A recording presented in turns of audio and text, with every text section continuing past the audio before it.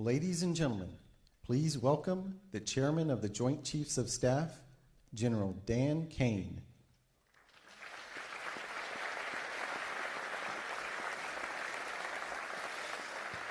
All right, generals, admirals, senior leaders, good morning. Wow, what a group here today. I will tell you that our enemies are terrified right now that we are all in the same room, and that is a true statement. Welcome everyone to Marine Corps Base Quantico and the first ever Key Leaders All Call. To the Commandant and all of the Marines that have made this event possible, thank you. This was no small feat to put this event together in short order, and I'm glad there's pull-up bars just outside. The SEALs in the corner out there are very happy about that. I regret to inform you there will not be a PT test after this event because I know you all would crush it. Last night I had the privilege of joining the Secretary and the Joint Chiefs in honoring 50 Gold Star families at the White House as the President, the First Lady, and our nation honored their loved ones' service and sacrifices. Teammates, it was a quiet and deeply meaningful event that reminded all of us that were lucky enough to be there of the serious and unforgiving nature of the business that we are in, fighting and winning our nation's wars. Leaders, we are living in dynamic and potentially dangerous times. Global risk is on the rise. Our adversaries are no longer aligning, they are aligned.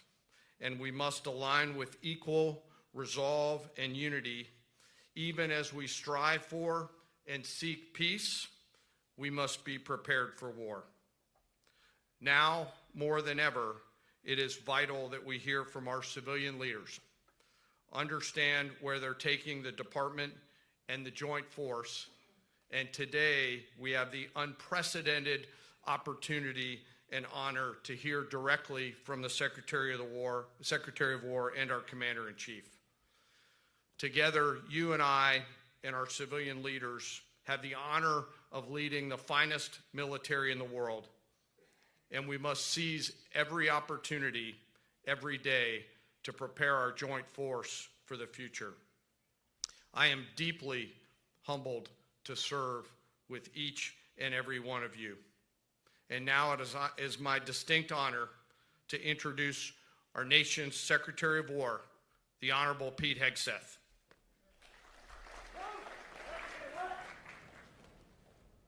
Thank you, Mr. Chairman. Thank you. Please take your seats.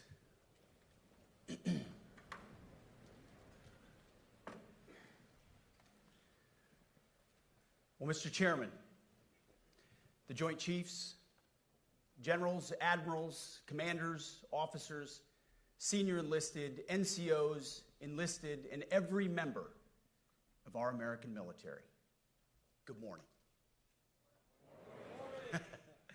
Good morning and welcome to the War Department, because the era of the Department of Defense is over. You see, the motto of my first platoon was, "Those who long for peace must prepare for war." This is, of course, not a new idea. This crowd knows that. The origin dates to the 4th century Rome and has been repeated ever since, including by our first Commander-in-Chief, George Washington, the first leader of the War Department.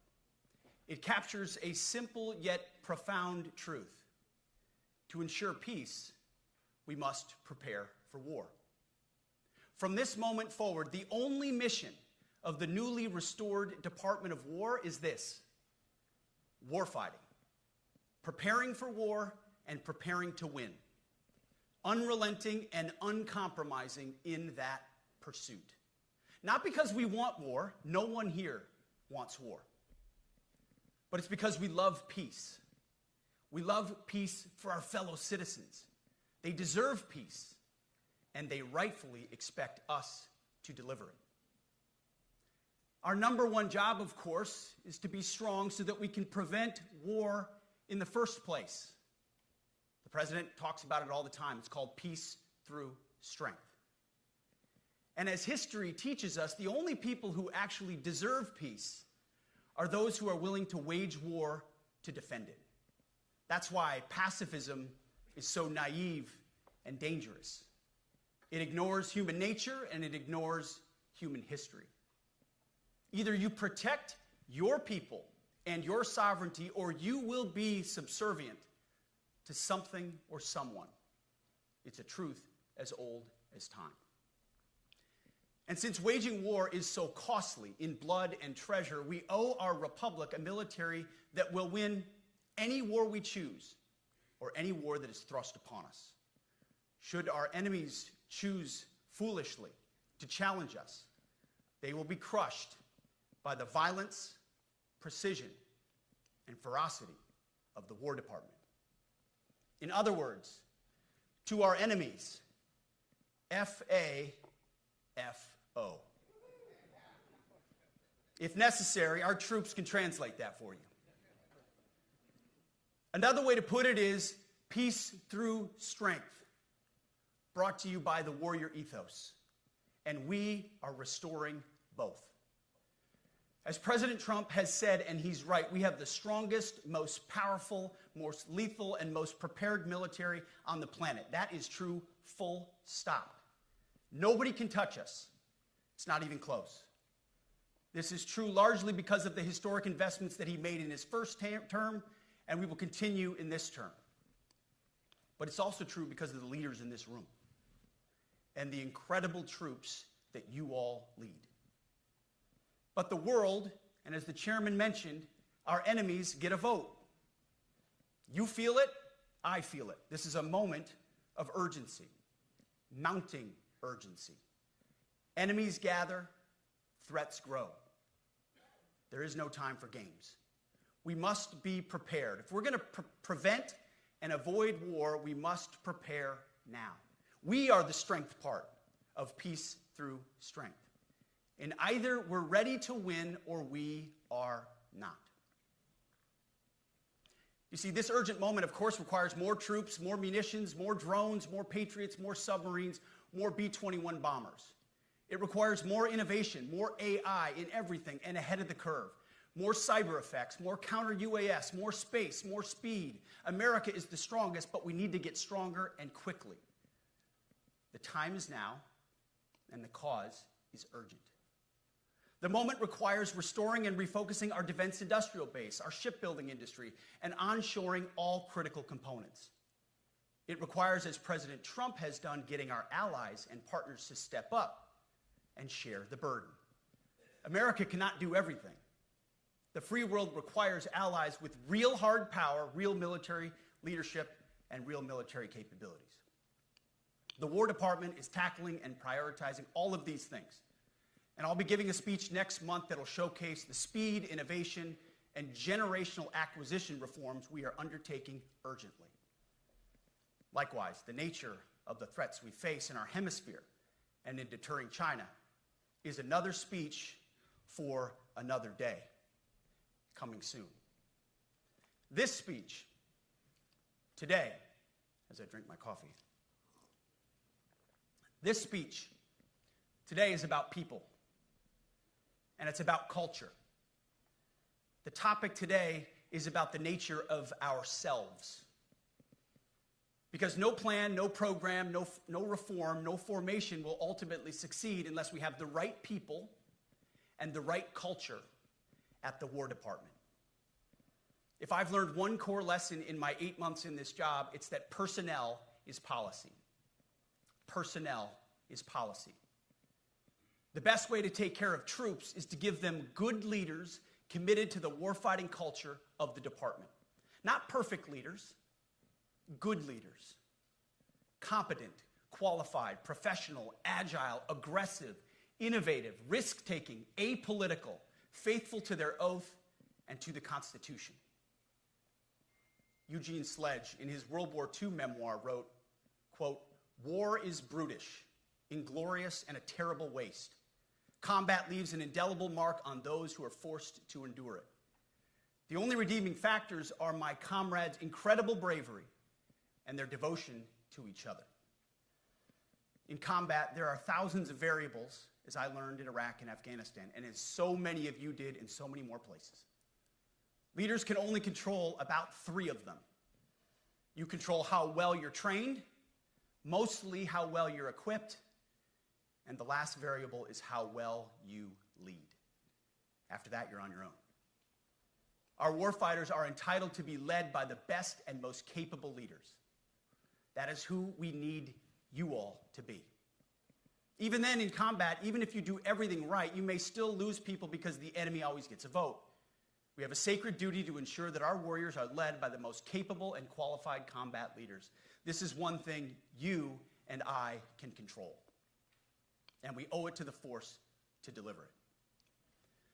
For too long, we have simply not done that.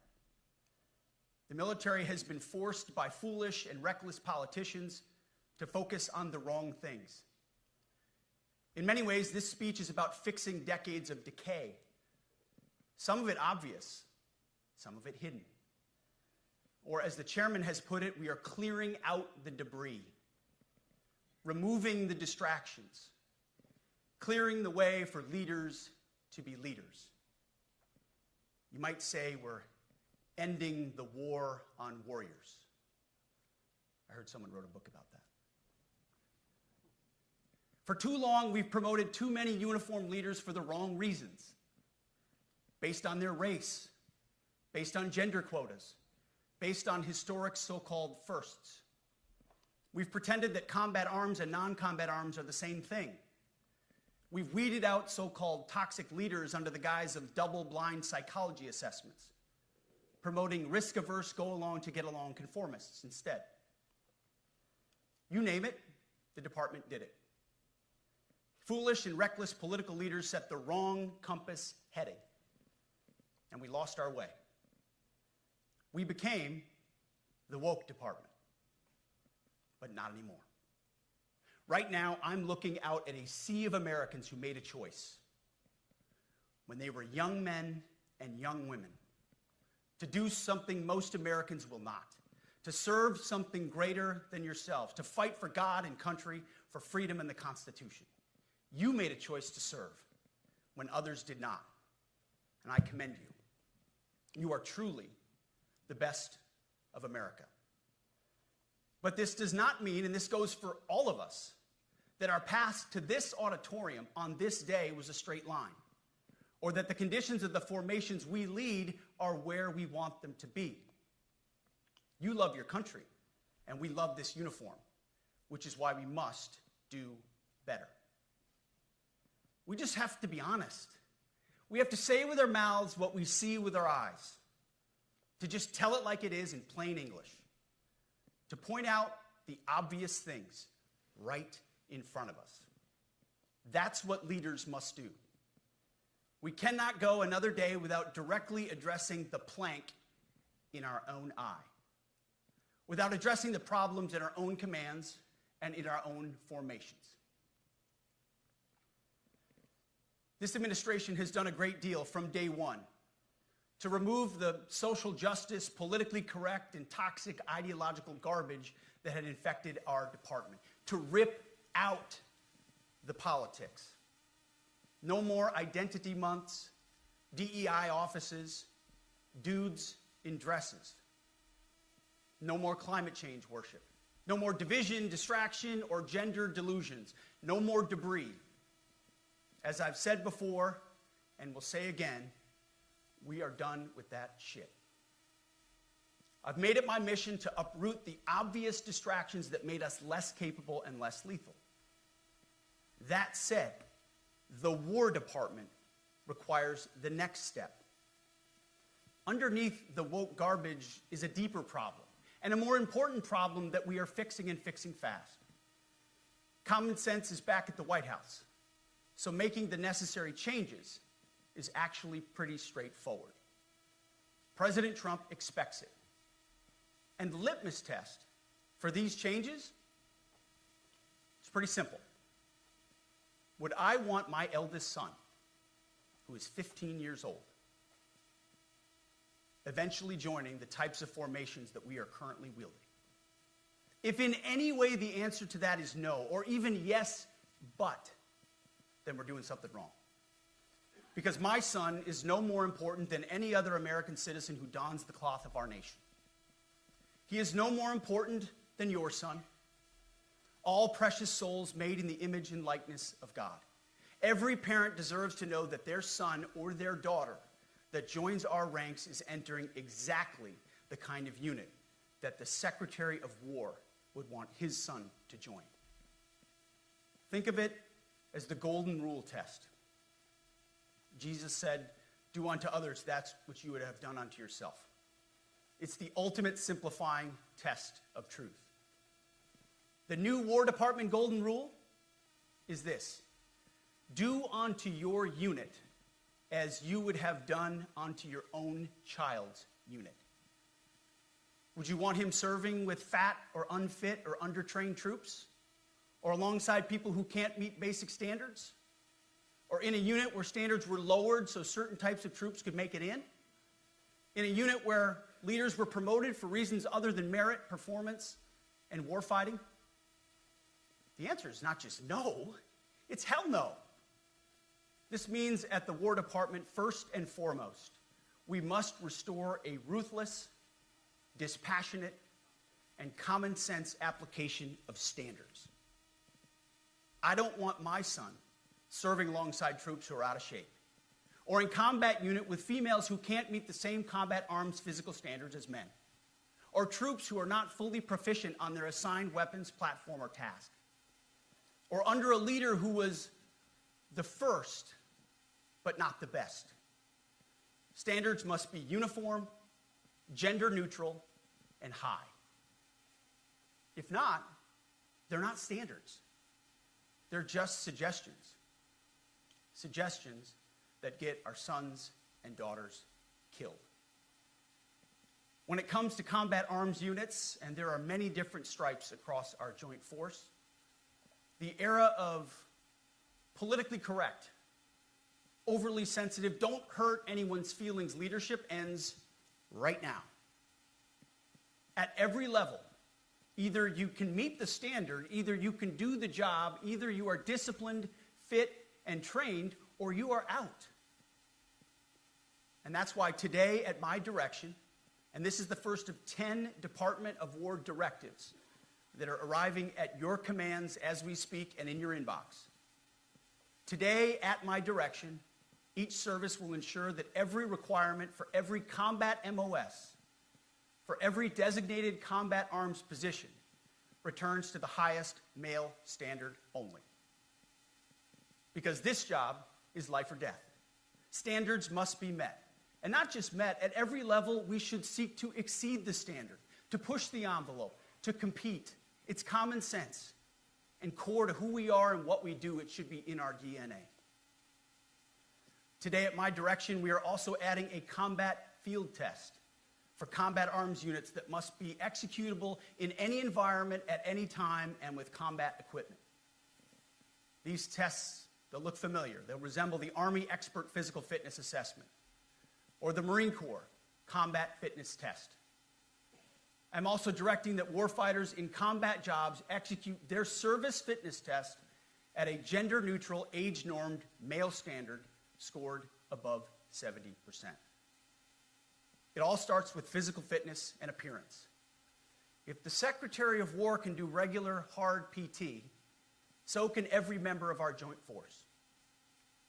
Frankly, it's tiring to look out at combat formations, or really any formation, and see fat troops. Likewise, it's completely unacceptable to see fat generals and admirals in the halls of the Pentagon and leading commands around the country and the world. It's a bad look. It is bad, and it's not who we are. So whether you're an airborne ranger or a chairborne ranger, a brand new private or a 4-star general, you need to meet the height and weight standards and pass your PT test. And as the chairman said, yes, there is no PT test. But today, at my direction, every member of the joint force at every rank is required to take a PT test twice a year, as well as meet height and weight requirements twice a year, every year of service.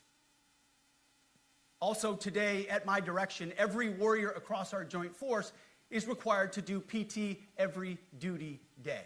It should be common sense. I mean, most units do that already, but we're codifying it. And we're not talking like hot yoga and stretching. Real hard PT, either as a unit or as an individual. At every level, from the Joint Chiefs to everyone in this room to the youngest private, leaders set the standard. And so many of you do this already. Active, guard, and reserve. This also means grooming standards. No more beards, long hair, superficial individual expression. We're going to cut our hair, shave our beards, and adhere to standards. Because it's like the broken windows theory of policing. It's like when you let the small stuff go, the big stuff eventually goes. So you have to address the small stuff. This is on duty, in the field, and in the rear. If you want a beard, you can join Special Forces. If not, then shave. We don't have a military full of Nordic pagans. But unfortunately, we have had leaders who either refused to call BS and enforce standards, or leaders who felt like they were not allowed to enforce standards. Both are unacceptable. And that's why today, at my direction, the era of unprofessional appearance is over. No more beardos.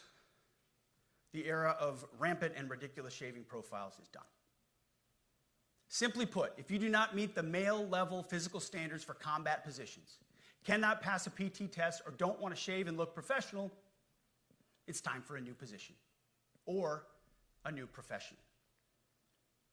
I sincerely appreciate the proactive efforts the secretaries have already taken in some of those areas, service secretaries. And these directives are intended to simply accelerate those efforts.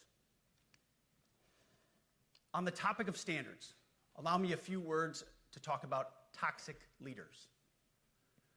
Upholding and demanding high standards is not toxic. Enforcing high standards, not toxic leadership. Leading warfighters toward the goals of high, gender-neutral, and uncompromising standards in order to forge a cohesive, formidable, and lethal Department of War is not toxic. It is our duty, consistent with our constitutional oath. Real toxic leadership is endangering subordinates with low standards. Real toxic leadership is promoting people based on immutable characteristics or quotas instead of based on merit. Real toxic leadership is promoting destructive ideologies that are an anathema to the Constitution and the laws of nature and nature's God, as Thomas Jefferson wrote in the Declaration of Independence. The definition of toxic has been turned upside down, and we're correcting that. That's why today, at my direction, we're undertaking a full review of the department's definitions of so-called toxic leadership, bullying, and hazing, to empower leaders to enforce standards without fear of retribution or second guessing. Of course, you can't do like nasty bullying and hazing. We're talking about words like bullying and hazing and toxic. They've been weaponized and bastardized inside our formations, undercutting commanders and NCOs. No more. Setting, achieving, and maintaining high standards is what you all do. And if that makes me toxic, then so be it. Second, today at our direction, we're ensuring that every service, every unit, every schoolhouse, and every form of professional military education conduct an immediate review of their standards. Now, we've done this in many places already, but today it goes across the entire Department of War. Any place where tried and true physical standards were altered, especially since 2015 when combat arms standards were changed to ensure females could qualify, must be returned to their original standard. Other standards have been manipulated to hit racial quotas as well, which is just as unacceptable. This too must end. Merit only. The president talks about it all the time, merit-based. Here are two basic frameworks I urge you to pursue in this process. Standards I call, my staff's heard all about them, the 1990 test and the E6 test. The 1990s test is simple.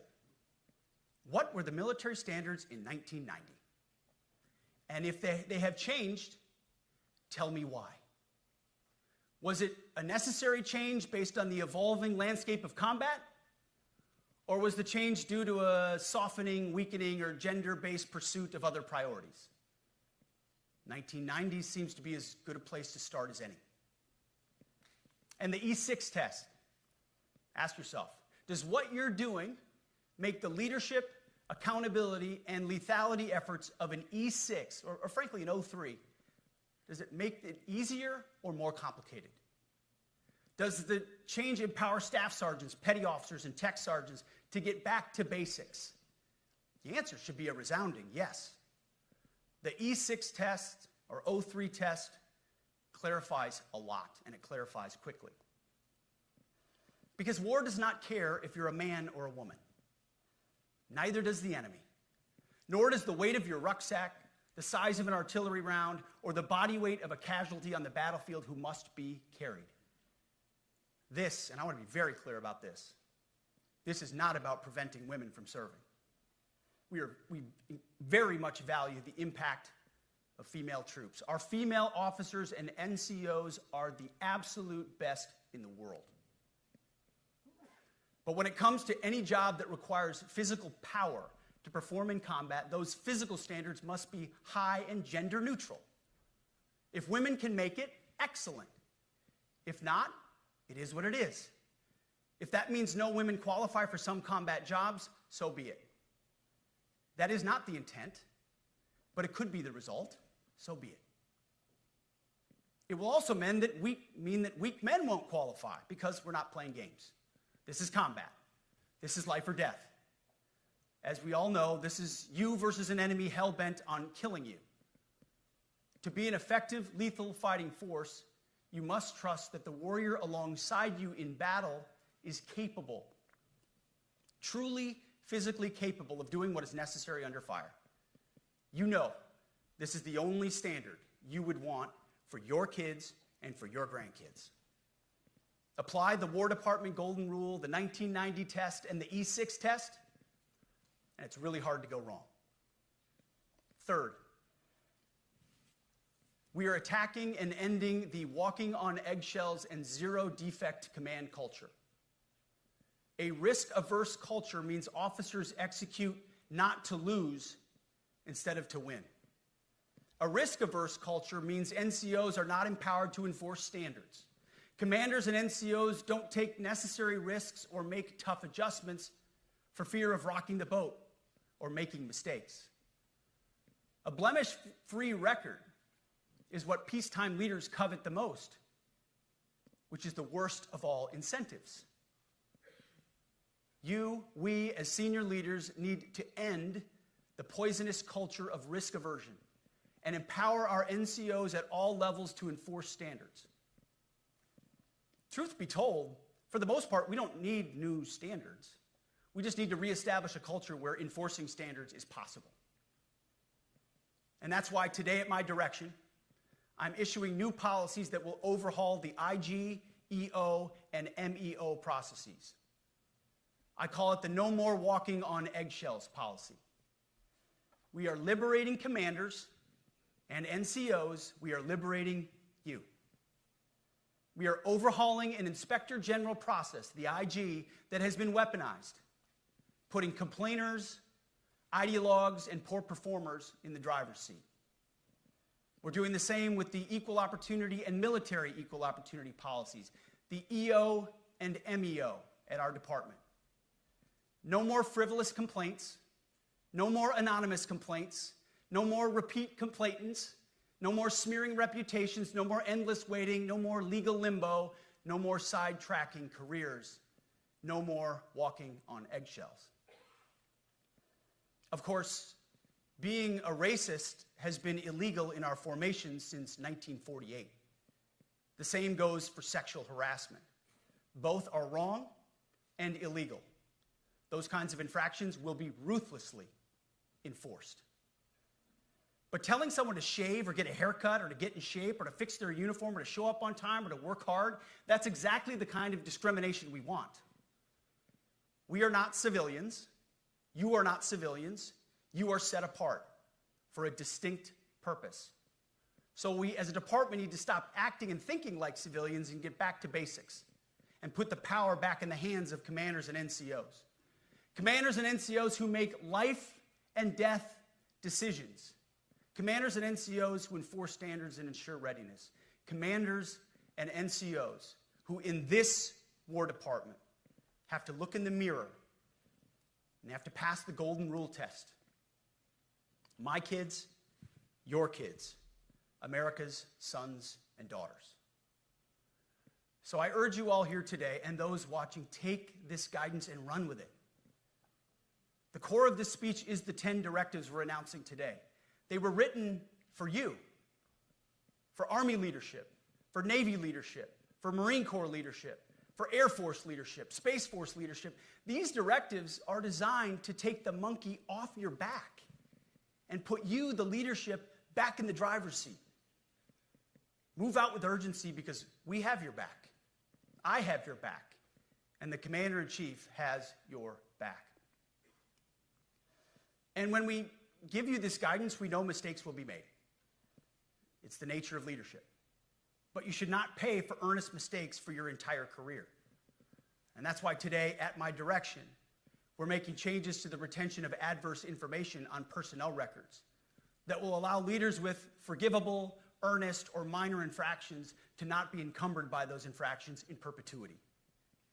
People make honest mistakes, and our mistakes should not define an entire career. Otherwise, we only try not to make mistakes, and that's not the business we're in.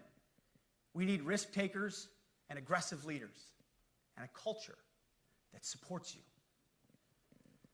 Fourth, at the War Department, promotions across the Joint Force will be based on one thing: merit. Colorblind, gender-neutral, merit-based.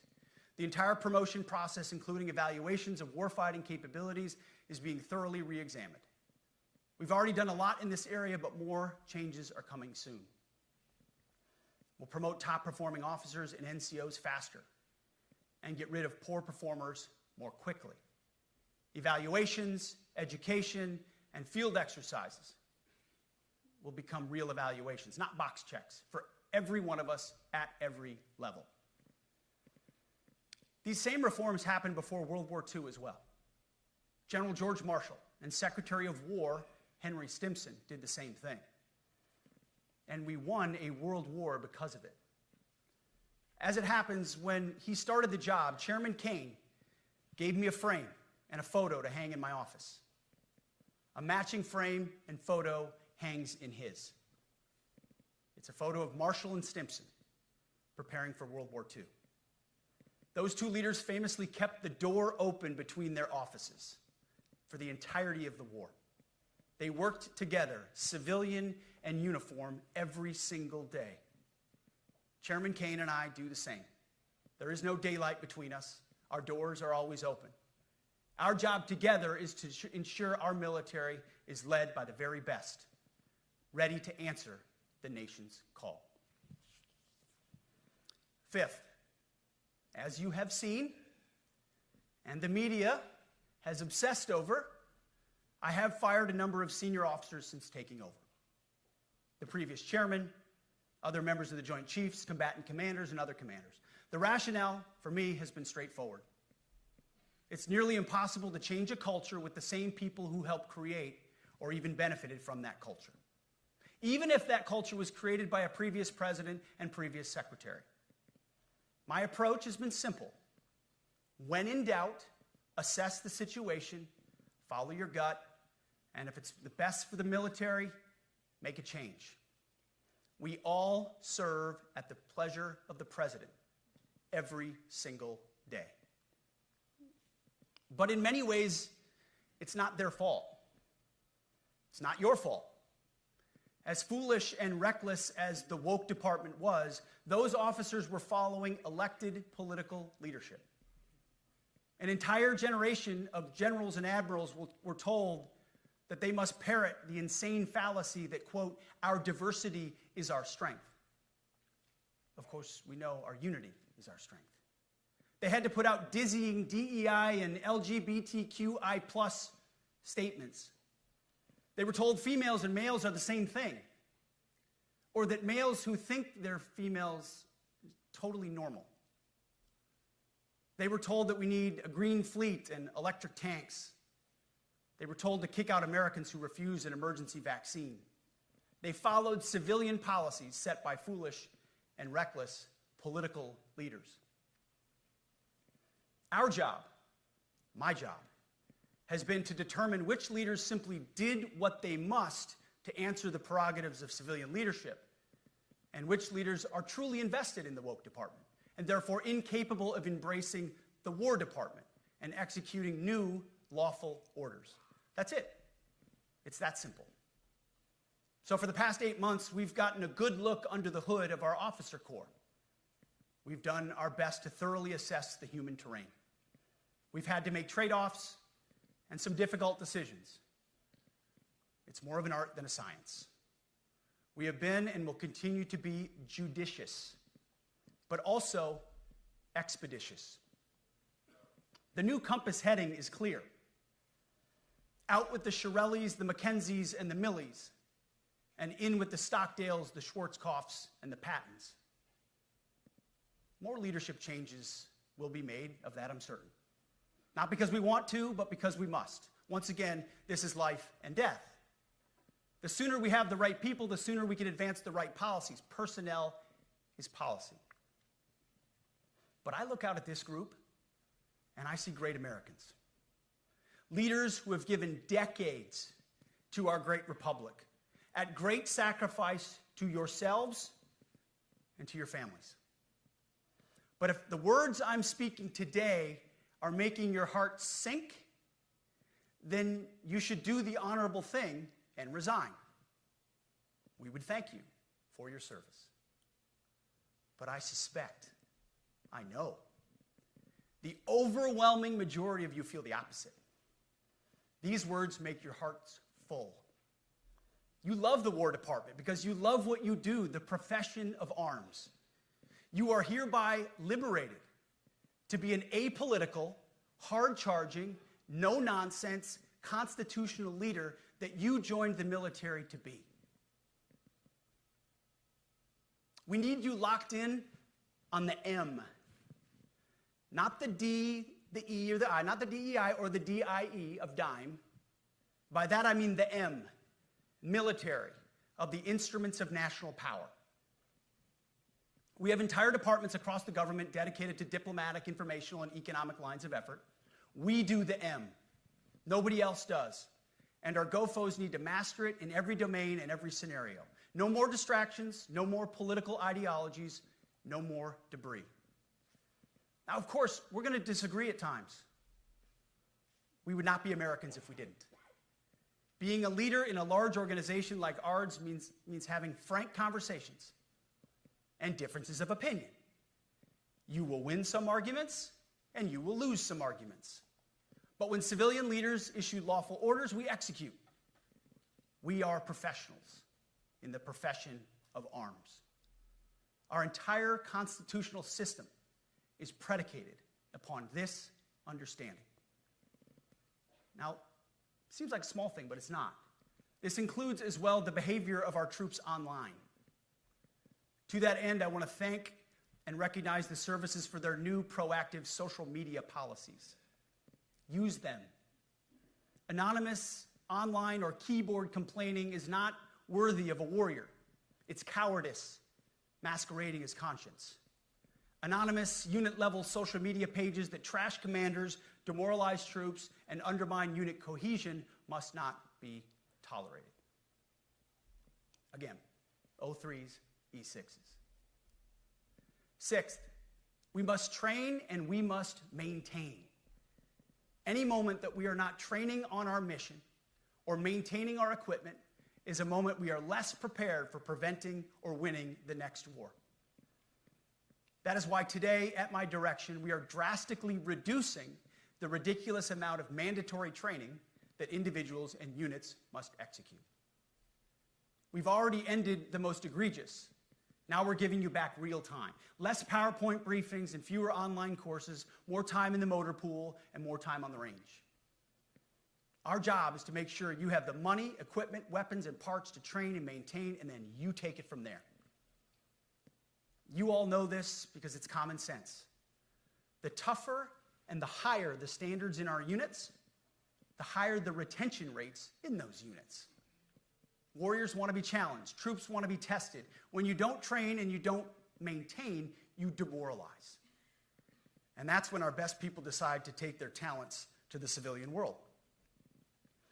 The leaders who created the woke department have already driven out too many hard chargers. We reverse that trend right now. There is no world in which high-intensity war exists without pain, agony, and human tragedy. We are in a dangerous line of work. You are in a dangerous line of work. We may lose good people. But let no warrior cry out from the grave, if only I had been properly trained. We will not lose warfighters because we failed to train or equip them or resource them. Shame on us if we do. Train like your warriors' lives depend on it, because they do. To that point, basic training is being restored to what it should be: scary, tough, and disciplined. We're empowering drill sergeants to instill healthy fear in new recruits, ensuring that future warfighters are forged. Yes, they can shark attack, they can toss bunks, they can swear, and yes, they can put their hands on recruits. This does not mean they can be reckless or violate the law, but they can use tried and true methods to motivate new recruits, to make them the warriors they need to be. Back to basics at basic as well. Of course, and you know this, basic training is not where mission readiness should end. The nature of the evolving threat environment demands that everyone, in every job, must be ready to join the fight if needed. A core credo of the Marine Corps is every Marine a rifleman. It means that everyone, regardless of MOS, is proficient enough to engage an enemy threat at sea, in the air, or in a so-called rear area. We need to ensure that every member of our uniformed military maintains baseline proficiency in basic combat skills, especially because the next war, like the last, will likely not have a rear area. Finally, as President Trump rightly pointed out when he changed the department name, the United States has not won a major theater war since the name was changed to the Department of Defense in 1947. One conflict stands out in stark contrast: the Gulf War. Why? Well, there's a number of reasons, but it was a limited mission with overwhelming force and a clear end state. But why did we execute and win the Gulf War the way we did in 1991? There's two overwhelming reasons. One was President Ronald Reagan's military buildup gave an overwhelming advantage. And two, military and Pentagon leadership had previous formative battlefield experiences. The men who led this department during the Gulf War were mostly combat veterans of the Vietnam War. They said never again to mission creep or nebulous end states. The same holds true today. Our civilian and military leadership is chock full of veterans from Iraq and Afghanistan who say never again to nation building and nebulous end states. This clear-eyed view, all the way in the White House, combined with President Trump's military buildup, postures us for future victories if, and we will, and when we embrace the War Department. And we must. We are preparing every day. We have to be prepared for war, not for defense. We're training warriors, not defenders. We fight wars to win, not to defend. Defense is something you do all the time. It's inherently reactionary and can lead to overuse, overreach, and mission creep. War is something you do sparingly, on our own terms, and with clear aims. We fight to win. We unleash overwhelming and punishing violence on the enemy. We also don't fight with stupid rules of engagement. We untie the hands of our warfighters to intimidate, demoralize, hunt, and kill the enemies of our country. No more politically correct and overbearing rules of engagement. Just common sense, maximum lethality, and authority for warfighters. That's all I ever wanted as a platoon leader. And it's all my E6 squad leaders ever wanted, back to that E6 rule. We let our leaders fight their formations, and then we have their back. It's very simple, yet incredibly powerful. A few months ago, I was at the White House when President Trump announced his Liberation Day for America's trade policy. It was a landmark day. Well, today is another Liberation Day. The liberation of America's warriors, in name, in deed, and in authorities. You kill people and break things for a living. You are not politically correct and don't necessarily belong always in polite society. We are not an army of one. We are a joint force of millions of selfless Americans. We are warriors. We are purpose-built, not for fair weather, blue skies, or calm seas. We were built to load up in the back of helicopters, 5 tons, or Zodiacs in the dead of night, in fair weather or foul, to go to dangerous places, to find those who would do our nation harm, and deliver justice on behalf of the American people in close and brutal combat if necessary. You are different. We fight not because we hate what's in front of us. We fight because we love what's behind us. You see, the Ivy League faculty lounges will never understand us, and that's okay, because they could never do what you do. The media will mischaracterize us, and that's okay, because deep down they know the reason they can do what they do is you. In this profession, you feel comfortable inside the violence so that our citizens can live peacefully. Lethality is our calling card, and victory our only acceptable end state. In closing, a few weeks ago, at our monthly Pentagon Christian prayer service, I recited a commander's prayer. It's a simple yet meaningful prayer for wisdom for commanders and leaders. I encourage you to look it up if you've never seen it. But the prayer, it ends like this. And most of all, Lord, please keep my soldiers safe. Lead them, guide them, protect them, watch over them. And as you gave all of yourself for me, help me give all of myself for them. And amen. I have prayed this prayer many times since I've had the privilege of being your secretary. And I will continue to pray this prayer for each of you as you command and lead our nation's finest. Go forth and do good things, hard things. President Trump has your back, and so do I.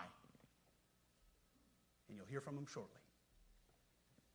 Move out and draw fire, because we are the War Department. Godspeed. Room, attention.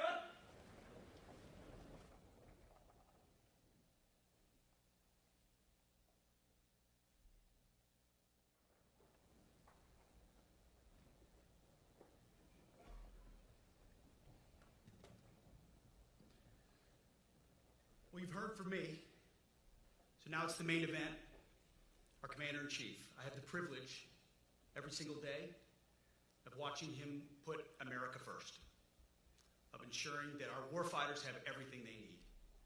His compass is clear. He's easy to follow, because you know he has our back.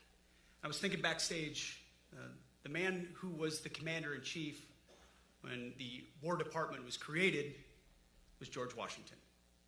The man who was president when the War Department was reestablished is President Trump. And when he found out about this gathering of senior leaders, he said, I would be honored to come in order to address and thank the incredible Americans who defend our nation. He has a heart full of gratitude and love for what you do, and we get a chance to see it every day. And I'm honored that this morning you all firsthand get to see it as well. So ladies and gentlemen, join me in welcoming the 45th and 47th President of the United States, our Commander-in-Chief, Donald J. Trump.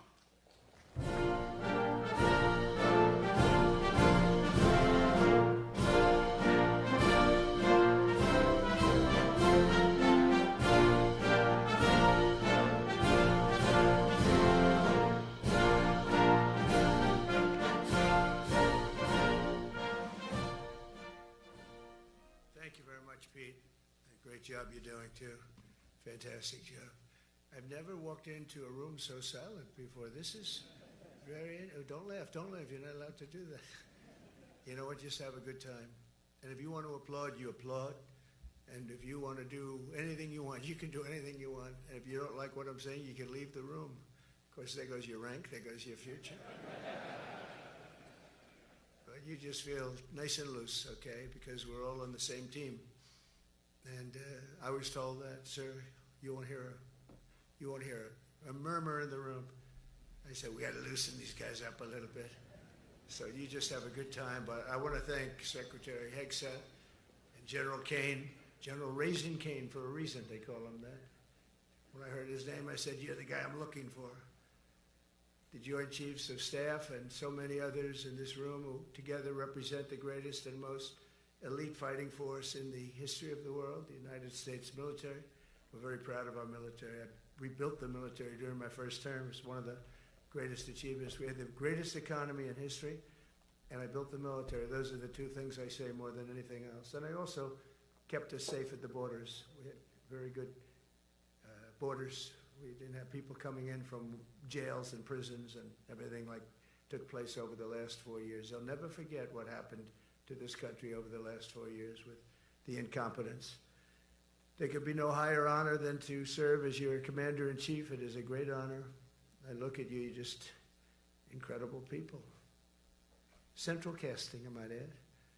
To each and every one of you, I thank you for your unwavering devotion to the armed forces and to the country that we've all sworn a sacred oath to defend.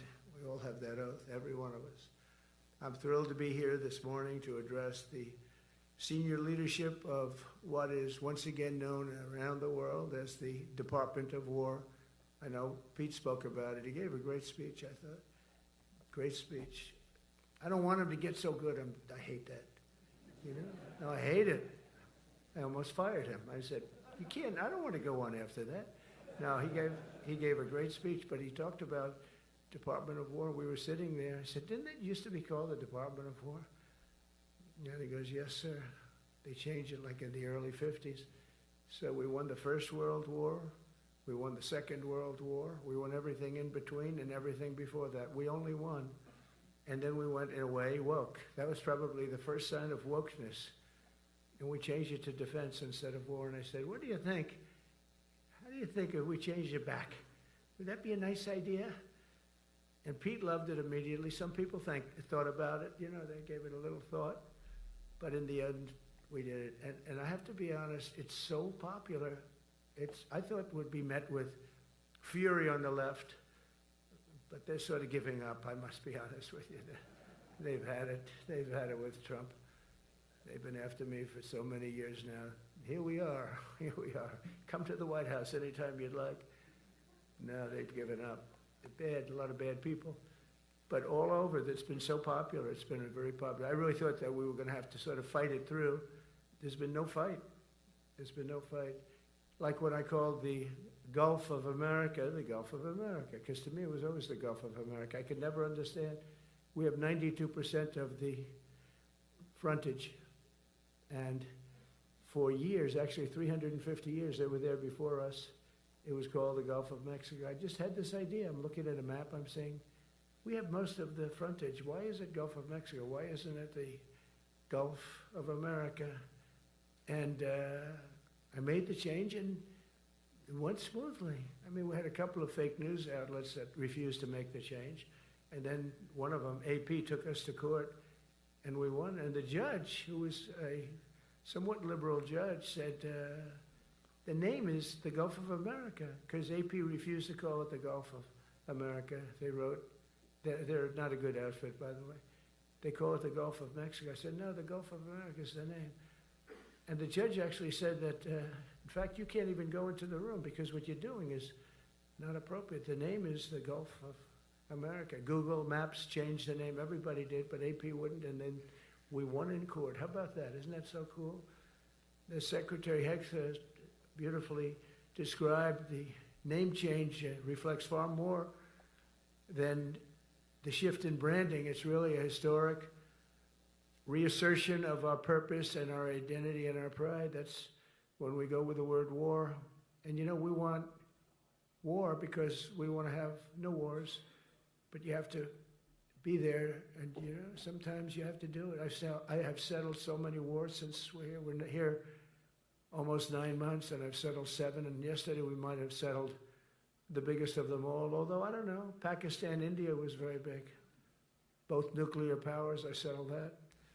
But yesterday could be the settlement in the Middle East. That hasn't happened for 3,000 years. I said, how long have you been fighting? 3,000 years, sir. That's a long time. But we got it, I think, settled. We'll see. Hamas has to agree. And if they don't, it's going to be very tough on them, but it is what it is. But all of the Arab nations, Muslim nations have agreed. Israel has agreed. It's an amazing thing. It just came together. War is very strange, you know. You never know what's going to happen with war. The easiest one of them all is Putin. I said, number one, it's a war that would have never happened if I were president, if the election weren't rigged. If I were president, that war would have never happened. Not even a little chance. And it didn't happen for 4 years. But I knew Putin very well, and I thought that would be easy because I know him so well. Well, that one turned out to be the hardest of them all. We had some that were not settlable, and they all got settled. So if this works out, that we did yesterday with the Middle East, then that's more than a war. That's lots of wars. That's all combined. That's a lot of wars. Many of you were over there in many different capacities in many different countries. That's a big part of the earth. But if that works out, it would be 8+. I could give myself 2 or 3 for that one. And then we just have the one to settle, and we have to settle it up with President Putin. And Zelensky, got to get them together and get it done. But the only way we can do that is through strength. I mean, if we were weak, they wouldn't even take my phone call, but we have extreme strength. We had the horror show in Afghanistan, which is really the reason I think that Putin went in. He saw that horror show by Biden and his team of incompetent people. And that showed, I think it gave him a path in. I wasn't there any longer. I watched that, and it was so horrible. I think it was the most embarrassing day in the history of our country. And now we're back. And that's it. We're not going to have any of that crap happen, I can tell you. That was terrible, so terrible. Together we're reawakening the warrior spirit, and this is a spirit that won and built this nation, and from the cavalry that tamed the Great Plains to the ferocious, unyielding power of Patton Bradley and the great General Douglas MacArthur. These are all great men. In this effort, we're a team, and so my message to you is very simple. I am with you, I support you, and as president, I have your backs 100%. You'll never see me even waver a little bit. It's the way it is. And that includes our great police officers and firemen and all of these people that are doing so well. Together over the next few years, we're going to make our military stronger, tougher, faster, fiercer, and more powerful than it has ever been before. I rebuilt our nuclear, as you probably know, but we'll upgrade that also and just hope we never have to use it. We have to hope we never have to use it, because the power of that is so incredible. I see things, I don't think they'd show it to you. I really wouldn't want them to show it to you. But when you see the result of what's left, you never want to use that. Never, never, ever. We were a little bit threatened by Russia recently, and I sent a submarine, nuclear submarine, the most lethal weapon ever made. Number one, you can't detect it. There's no way. We're 25 years ahead of Russia and China in submarines. Russia's actually second in submarines. China's third, but they're coming up. They're coming up. They're way lower in nuclear too, but in 5 years they'll be equal. They're coming up. And you don't have to be that good with nuclear. You could have 1/20th what you have now and still do the damage that would be, that'd be so horrendous. But I announced that, based on his mention of nuclear, and it was really a stupid person that works for him mentioned the word nuclear, I moved a submarine or two, I won't say about the two, over to the coast of Russia, just to be careful, because we can't let people throw around that word. I call it the N-word. There are two N-words, and you can't use either of them. You can't use either of them. And frankly, if it does get to use, we have more than anybody else. We have better, we have newer, but it's something we don't ever want to even have to think about. But when somebody mentions it, that submarine started immediately thereafter. And it's just lurking, but I'm sure we're not going to have to use it. But it's an amazing, it's undetectable, totally. Ours is, theirs isn't. Theirs are totally detectable. We can detect them easily. We go right to the spot. But we have genius apparatus that doesn't allow detection. It doesn't allow detection at all by anybody above water or below water. It's incredible. We're way ahead of everybody in that and other things. As a result of the exciting renewal of the spirit of our armed forces, and that's what it is. It's really reaching that spirit, unprecedented heights. Over the past 8 months, new enlistments, I'm so proud of this, have surged to record highs, the highest we've ever had. And we used to have recruiting shortages. If you remember, about a year and a half ago, I was at the beginning stage of a campaign, and things came out that you couldn't get people to join the armed forces. And by the way, the police also. Fire department, I always put the fire department in because they're great. They're great. And I got 95% of their vote too, that helps. When you get 95% of their vote, you always have to mention them. But they're great. And they're brave in our inner cities, which we're going to be talking about, because it's a big part of war now. It's a big part of war. But the firemen go up in ladders and you have people shooting at them while they're up in ladders. I don't even know if anybody heard that. And I said, don't talk about it much, but I think you have to. Our firemen are incredible. They're up in one of these ladders that goes way up to the sky, rescuing people, and you have animals shooting at them, shooting bullets at firemen that are way up in death territory. You fall off that ladder, it's over. It's over. They don't even have to inspect you when you hit the ground. And you have people shooting bullets at them in some of these inner cities. We're not going to let that happen. So I always mention the firemen because that's actually a big problem we have. They are unbelievable. Like you, they're unbelievable people. For the first time on record in 2025, the Navy, Air Force, and Space Force all met or surpassed their recruiting goals 3 months early. That never happened before. And the Army did even better. Congratulations, Army. They met everything. And these were the highest standards because we're making it larger. So these were much higher standards than you had 4 years ago, 3 years ago, during the sleepy Joe Biden era. And the Army did it 4 months early. And you remember, a year and a half ago, they said the big stories that we're way behind with the Army, Air Force, the Navy, the Marines. We're way behind, Coast Guard, and even Space Force. I love Space Force because that was my creation. You know, when you create something, I love it. And the people we put in there were good. I got that right. We put in great people initially, and we've really dominated. We really dominate in that sphere now. We're way behind China and Russia, and now we dominate. Space Force turned out to be a very important thing. I said from the beginning, you know, when Biden came into office, he wanted to terminate it. He said, and this thing called Space Force, so we could get rid of that. And he got hammered by the people in this room for even suggesting it, because it's very important, one of the most important. And as time goes by, it'll get more and more important.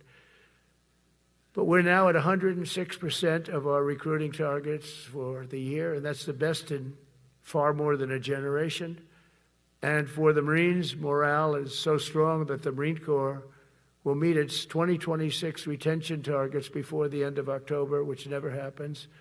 And that's the earliest it's ever happened in the history of our country.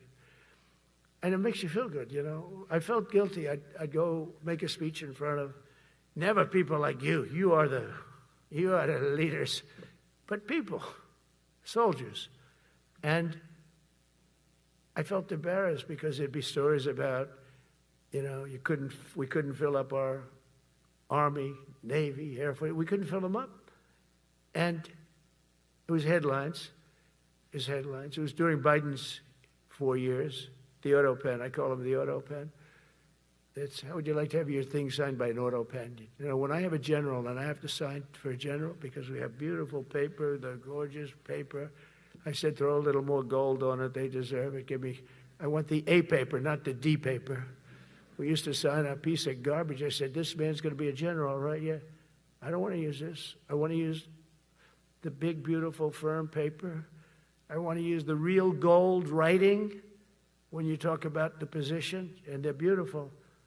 And, but how would you like to have that where some kid sitting in the back office is having it signed with an auto pen? I thought about it, and I thought about you people first, admirals, generals. I said, somebody works his whole life. He gets into maybe the academies or wherever, but however you got there, and you go through years of work, and now you become an admiral or a general or whatever. And when you do, the President of the United States signs your commission, as you know, and that commission is beautifully displayed. And I sign it. Actually, I love my signature. I really do. Everyone loves my signature. But I signed it very proudly, and I always think to myself, how can you have an auto pen sign this? It's just so disrespectful. To me, it's just totally disrespectful. And it turned out that almost everything he did was signed by auto pen, except for when he gave his son, Hunter, pardon. He signed that one. And that's actually the worst signature I've ever seen. That was the bad. The auto pen looks much better. But as leaders, our commitment to every patriot who put on the uniform is to ensure that American military remains the most lethal and dominant on the planet, not merely for a few years, but for the decades and generations to come, for centuries. We must be so strong that no nation will dare challenge us, so powerful that no enemy will dare threaten us, and so capable that no adversary can even think about beating us. And we've had it recently. I had India and Pakistan were going at it, and I called them both. And in this case, I used trade. I'm not going to trade with you. You start two nuclear nations, big nuclear. No, you cannot do that. I said, yes, I can. You go into this frickin' war that I'm hearing about. You know, actually, they just shot down 7 planes. 7 planes, it was starting. There's a lot of bad blood. And I said, you do this, there's not going to be any trade. And I stopped the war. It was raging for 4 days, but that was just the beginning. And we stopped it. It was a great thing. And the Prime Minister of Pakistan was here, along with the Field Marshal, who's a very important guy in Pakistan, and he was here 3 days ago.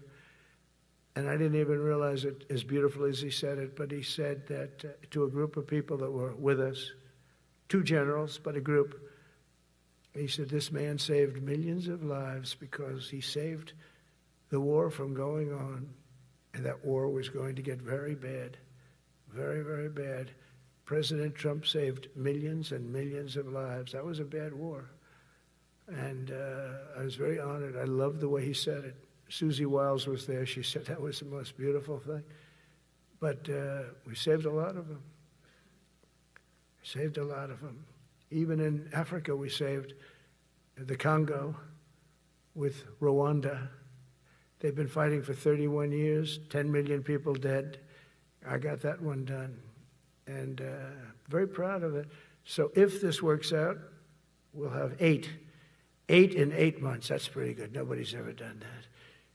Will you get the Nobel Prize? Absolutely not. They'll give it to some guy that didn't do a damn thing. They'll give it to a guy that wrote a book about the mind of Donald Trump and what it took to solve the wars. And he'll get the Nobel Prize will go to a writer. No, but well, let's see what happens. But it's be a big insult to our country. I will tell you that. I don't want it. I want the country to get it. But it should get it because there's never been anything like it. Think of it. So if this happens, I think it will. I don't say that lightly because I know more about deals than anybody. This is what my whole life was based on. And they can change, and this can certainly change. But we have just about everybody. We have one signature that we need, and that signature will pay in hell if they don't sign. I hope they sign for their own good and we create something really great. But To have done 8 of them is just like such an honor. And then we have Putin and Zelensky. The easiest one of them all. I said, that one I'll get done. I thought that was going to be first. The others were much harder, some of them. Azerbaijan this was going on for 36 years. They said, it's not solvable, sir. Don't do it. I said, I will do it. I will do it. And I got on the phone with the 2 countries. They were great. They were great. I knew immediately. I knew as soon as I started talking to them, we're going to solve that war. And we did. Now they're so happy. Now they're friends.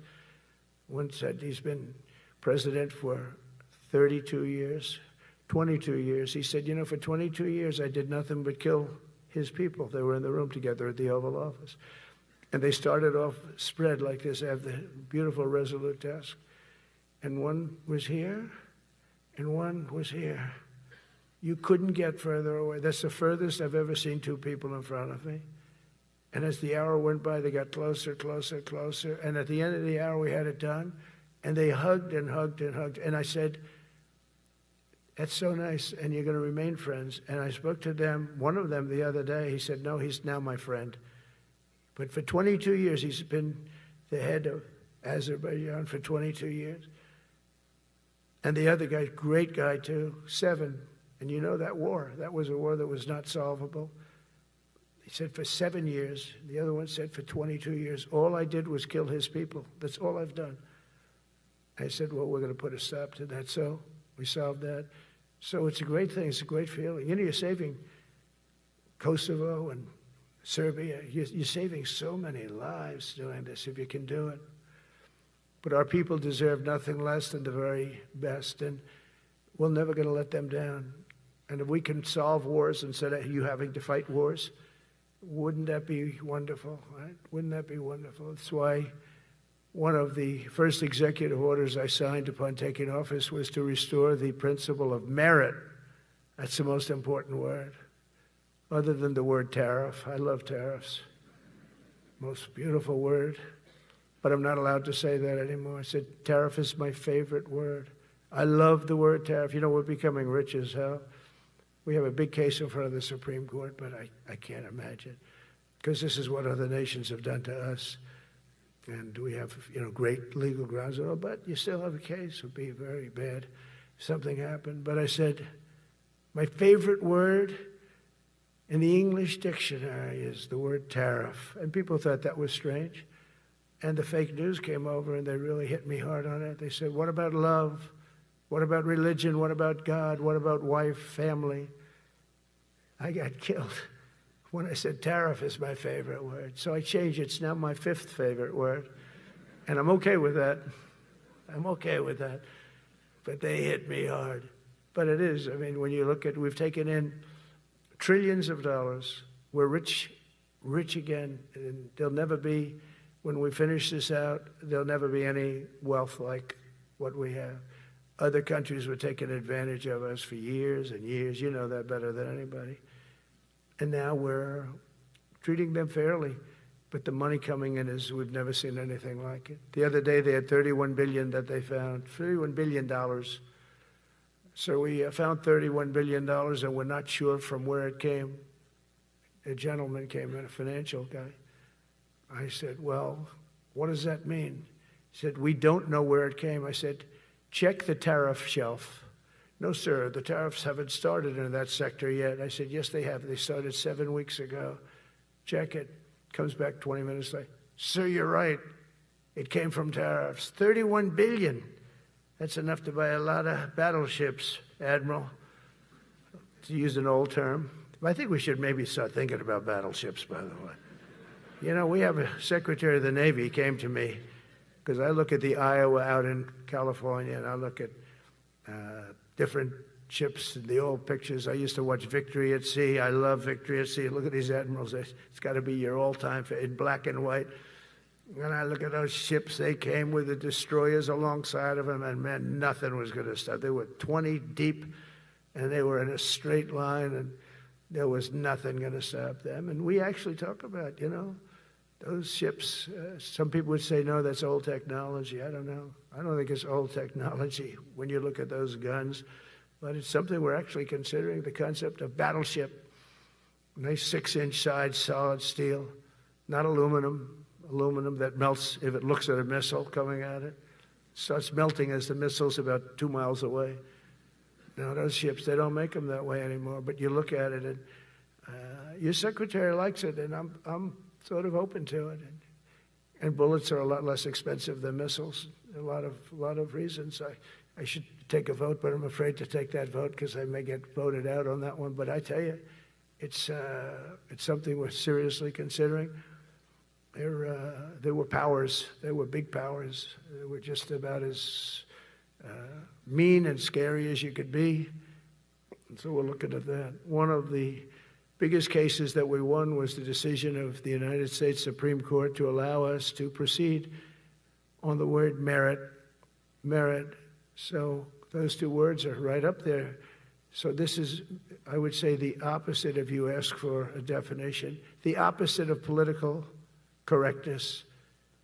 We went through political correct where you had to have people that were totally unfit to be doing what you're doing for many reasons. I won't get into them. But for many reasons, they were unfit.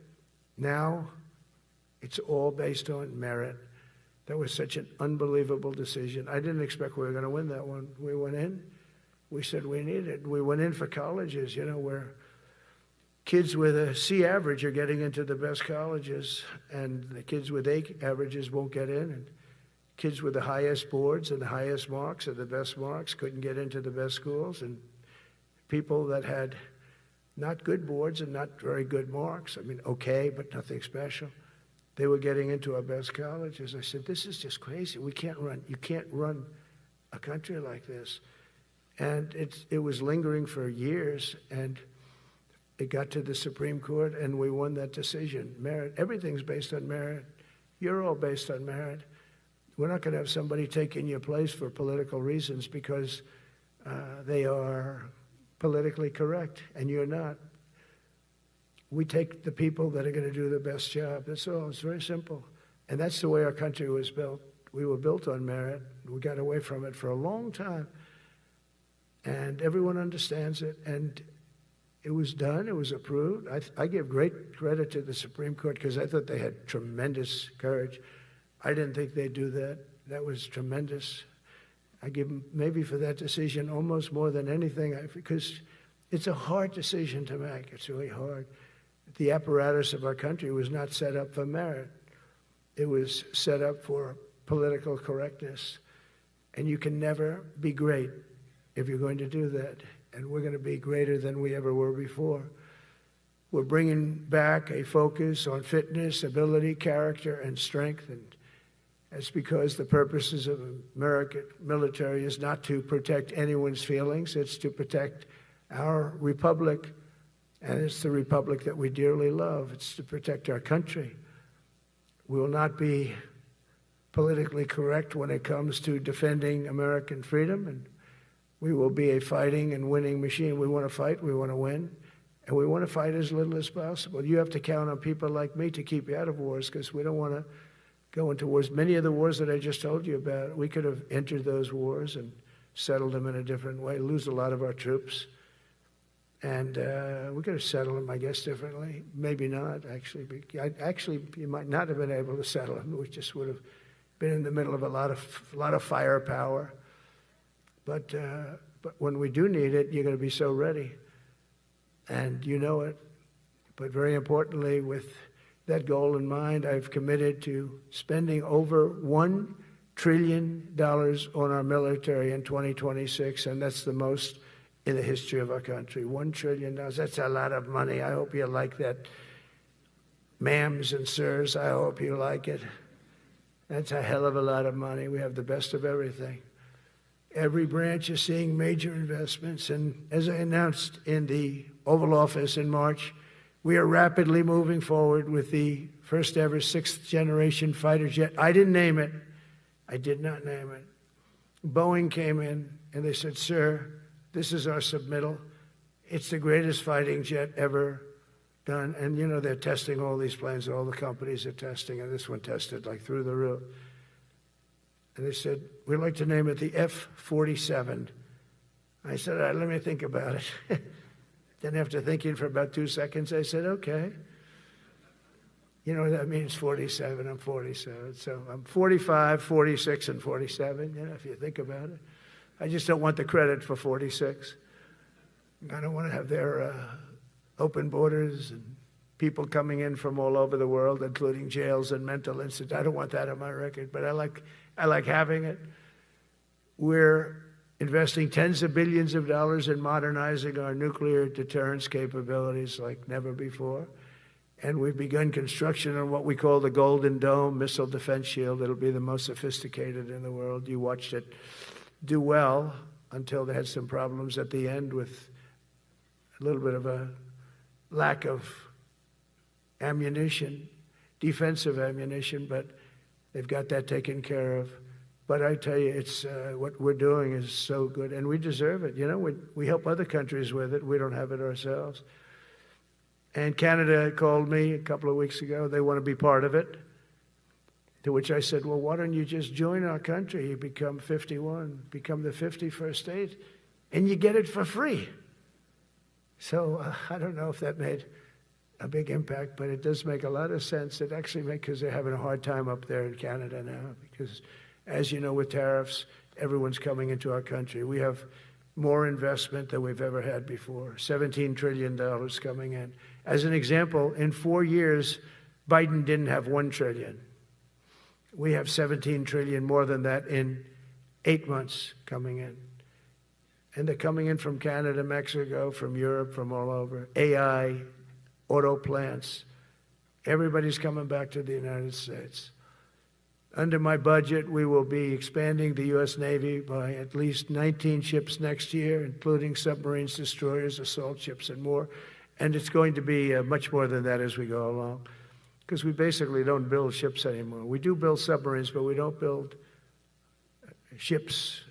Do you know in the Second World War, they were freighters and different types, but we were doing a ship a day, and now we don't do ships.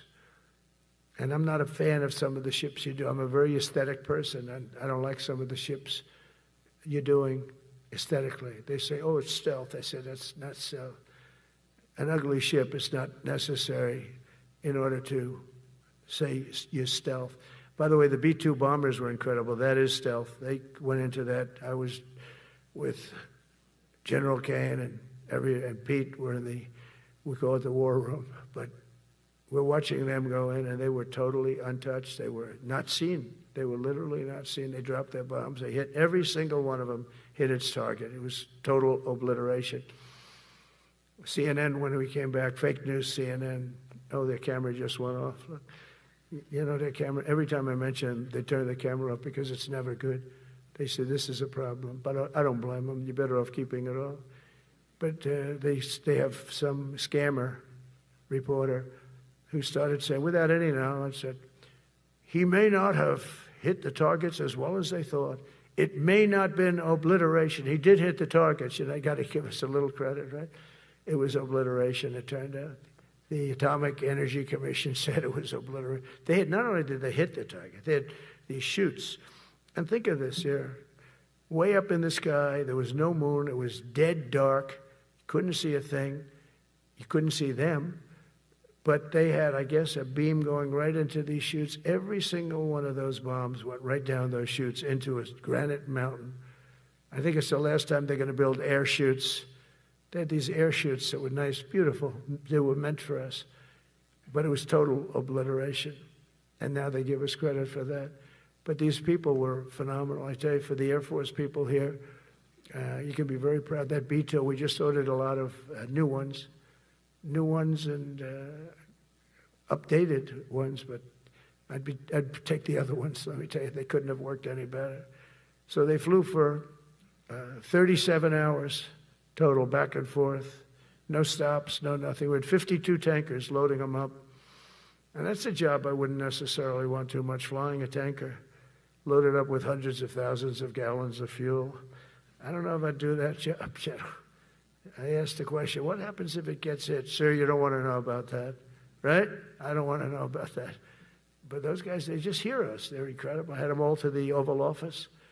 We had the B-2 pilots and a lot of the people, even the people that took care of them, the maintenance people, just as important. We had them all to the White House, gave them a big party on the lawn, brought some of them into the Oval Office. But on top of all this, we'll deliver a hard-earned pay raise of 3.8% to every soldier, sailor, airman, Coast Guardsman, Space Guardman, and Marine, something you weren't getting from the past administration. They did not treat you with respect. They're Democrats. They never do. Not only are we rebuilding our great strength, but for the first time in years, my administration is actually using that strength to defend the core and vital interests of America. And very simply, we are putting America first. And I have since I've been elected. I've always put America first. It's sort of simple, you know, when you think. My campaign was run on common sense, and we did great. We got the highest numbers ever received in terms of districts. You know, they have it broken up, 2,500 versus 525. We won every swing state. We won the popular vote. We won everything. We won everything. You have to take a look at the map. It's almost entirely red, except there's a little blue line on each coast, and I think that's going to disappear too. We did really great, and part of it is because of our success with the military, the rebuilding of the military, the vote that I got from the military, and they're vicious people, you know, that we have to fight, just like you have to fight vicious people. Mine are different, a different kind of vicious, but they spread all these horrible, you know, they made up statements and said what I said about everything, but even about the military. But fortunately, the military didn't believe it. It's hard. You know, they make up a statement and they said, you say it. We had 25 people that said he never said that. 25. We had 25 affidavits. And they said, well, we're going with it anyway. You know, these sleazebags. And it's why the press is really losing all power, because people aren't believing it. We need an honest press. We need borders. We need borders. We need an honest press. We need fair elections. I mean, those three things. And we don't have an honest press. We have a really corrupt press, but we fight through the corrupt press. And the people understand you have to do this stuff a lot. You have to go on television a lot because you can't get a fair shake if you're going to rely on somebody else. They don't understand. They've destroyed the image of media now is at the lowest point it's ever been. It's lower than Congress. Can you believe that? It's something. But together with many of you in the room, we've brought back the fundamental principle that defending the homeland is the military's first and most important priority. That's what it is. Only in recent decades did politicians somehow come to believe that our job is to police the far reaches of Kenya and Somalia, while America is under invasion from within. We're under invasion from within. No different than a foreign enemy, but more difficult in many ways because they don't wear uniforms. At least when they're wearing a uniform, you can take them out. These people don't have uniforms. But we are under invasion from within. We're stopping it very quickly. After spending trillions of dollars defending the borders of foreign countries, with your help, we're defending the borders of our country from now on. We're not going to let this happen. Biden let people come in from prisons, mental institutions, drug dealers, murderers. You know, we had 11,488 murderers allowed into our country by this guy who had no clue. He had no clue. He shouldn't have been there in the first place, but he had no clue. The people that ran the office, the White House, were people that surrounded him, radical left lunatics that are brilliant people, but dumb as hell when it came to policy and common sense. And they allowed people from all over the world, from the Congo. They opened up prisons in the Congo. They came into our country totally unmatched, unvetted, unchecked. And from all over, South America, not just South America. You know, you think South America, no, but from all over. A lot came in from Venezuela. Venezuela emptied its prison population into our country. That's why they have Tren de Aragua, one of the worst gangs ever. But we took care of them. We took good, strong care of them. And I just want to thank the National Guard in Washington, D.C. It's embarrassing to say this. Now I can say it because we solved it. But Washington, D.C. was the most unsafe, most dangerous city in the United States of America. And to a large extent, beyond. And beyond that, you go to Afghanistan, they didn't have anything like that. You go to countries that you would think there's problems, they didn't have that. And now Washington, D.C., after 12 days of serious intensity, we took out 1,700 career criminals. If you have 5 career criminals, they can make your numbers look very bad because they'll commit many crimes a day.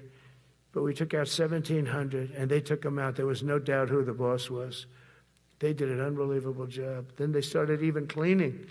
I said, I don't want them doing that, sir. They were cleaning it up. I drove through it 2 days ago. It was beautiful. People are walking down the street holding hands, man and wife, coming from Iowa. They're not worried about being shot. Washington, D.C. is now a safe city. In fact, I went out to dinner with my crew. I haven't done that. In theory, I wouldn't do it. And I felt totally safe. And nobody's been attacked. Nobody's been hurt. Washington, D.C. went from our most unsafe city to just about our safest city in a period of a month. We had it under control in 12 days, but give us another 15, 16 days. It's perfect.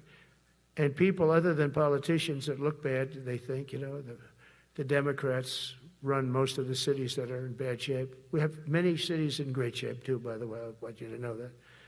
But it seems that the ones that are run by the radical left Democrats, what they've done to San Francisco, Chicago, New York, Los Angeles, they're very unsafe places. And we're going to straighten them out one by one. And this is going to be a major part for some of the people in this room. That's a war, too. It's a war from within. Controlling the physical territory of our border is essential to national security. We can't let these people in. We had no people enter in the last 4 months. 0. Even I can't believe that. We had millions coming in, pouring in. 25 million all told. And of those 25 million, many of them should never be in our country. They would take their worst people and their people from prisons and jail, and they'd put them in a caravan and they'd walk up. CNN was interviewing one person. Oh, why are you coming? I want freedom. Good.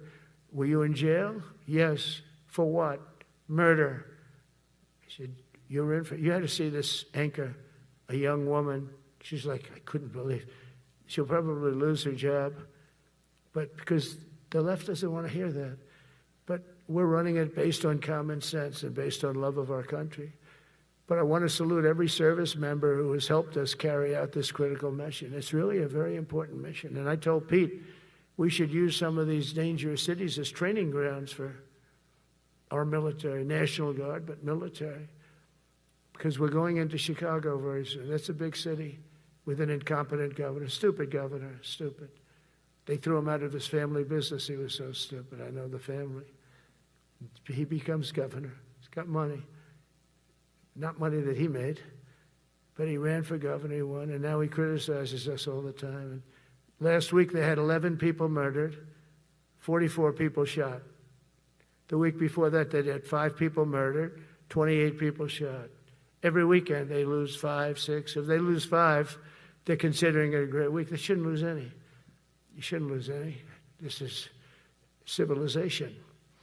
And he's always up there saying, we're in very good shape. We don't need the military. No, they need the military desperately. How about Portland?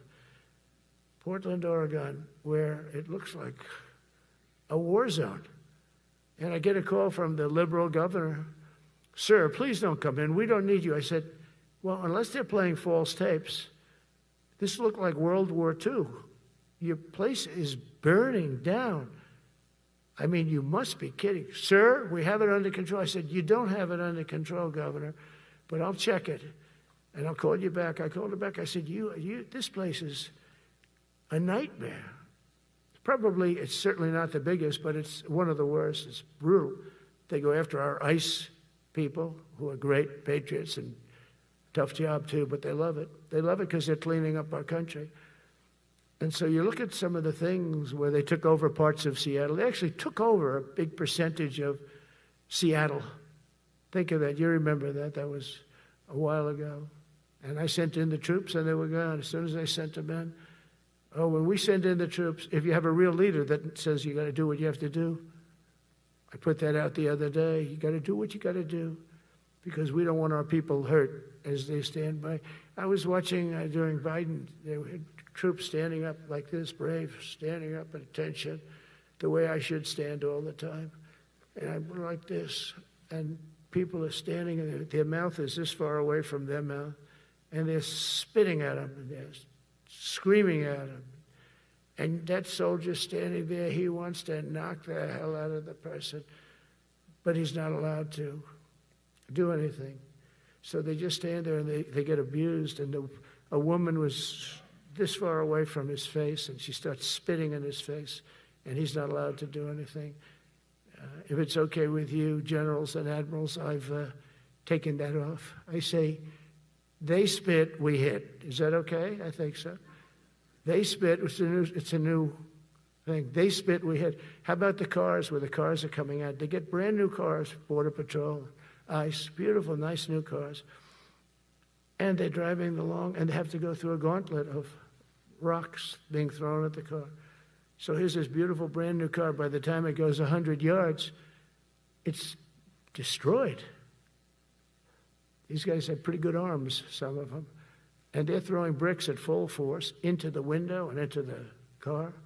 It looks like it's a war zone. And I said, never let that happen again. From now on, if that ever happens, and I say it here, you get out of that car and you can do whatever the hell you want to do. Because those people are you can die from that. Those bricks go through the windows. You can die. They'd like it to. They'd like it to go through the window. But this was a couple of months ago. They just kept driving, and bricks are hitting the car. And I said, why aren't they stopping? Because they were under orders from the past administration, never stop. But that's different with us. We stop. And since I gave that order, we haven't had that problem. It's very interesting. It's amazing. It's just like in Venezuela. You've seen the boats going. We can't find any more boats. They're carrying drugs, massive. Every boat kills about 25,000 people. That's what they have. They had fentanyl mostly and a lot of other drugs. And we take them out, and we've taken out 4. And it's on air. Everybody gets to see it. Not that we like to do that, but every boat kills 25,000 on average, 20. Some people say more. You know, you see these boats, they're stacked up with bags of white powder. That's mostly fentanyl and other drugs too. And now we have a problem. General Kane says, sir, there are no boats out there. Not even fishing boats. They don't want to go fishing. I don't blame them. There'll be no fishing today, you know. But it's amazing what strength will do, because all we want to do is stop drugs from flowing into our country. It's destroying. We lost 300,000 people died last year. Everybody knows friends, many friends probably, that you lost a child, or adults too, but you lost a son or daughter because of what's coming into our border. And we're making it very hard. Oh, and we haven't even started yet. Last month I signed an executive order to provide training for quick reaction force that can help quell civil disturbances. And this is going to be a big thing for the people in this room, because it's the enemy from within, and we have to handle it before it gets out of control. It won't get out of control. Once you're involved at all, they all joke. They say, oh, this is not good. You saw it in Washington. We had gangs of Tren de Aragua with 10, 12, 15 kids. And these military guys walk up to them, and they treat them with disrespect, and they just got pounded. They just got pounded. The gang just pounded. Then thrown into paddy wagons and taken back to their country. Some are so dangerous we don't want to even do that, because we don't want to. Some of stone cold murderers, we don't have the confidence. Even though they're not coming back very easily, we don't have the confidence. We put them in jails. But these service members are following in a great and storied military tradition, from protecting frontier communities to chasing outlaws and bandits in the Wild West. And our history is filled with military heroes who took on all enemies, foreign and domestic. You know that phrase very well. That's what the oath says, foreign and domestic. Well, we also have domestic. George Washington, Abraham Lincoln, Grover Cleveland, George Bush, and others all use the armed forces to keep domestic order and peace. Many of our leaders used the military to keep peace. Now they like to say, oh, you're not allowed to use the military. And you know what the people say? The people in those cities where they're being raped and shot and beat up, you know what they say? We love the military. You ever see where they interview the people on the street? I've never seen somebody say they don't, unless they're radical and paid off, because a lot of these insurrectionists are paid by, whether it's Soros or other people, but they're paid by the radical left.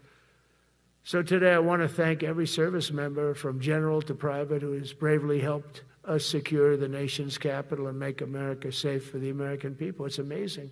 The whole world is watching. Everybody in the White House, they come up to me, young women, sir, thank you. I know immediately what they're thanking. They don't have to say it. They walk to work now to the White House. We haven't had a crime in Washington in so long because we got the careers. We call them the careers.